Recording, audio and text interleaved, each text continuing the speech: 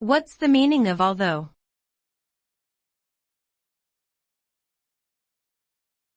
Although.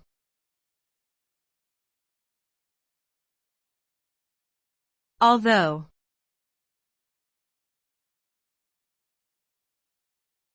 Although.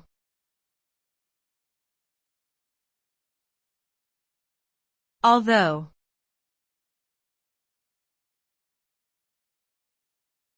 Although.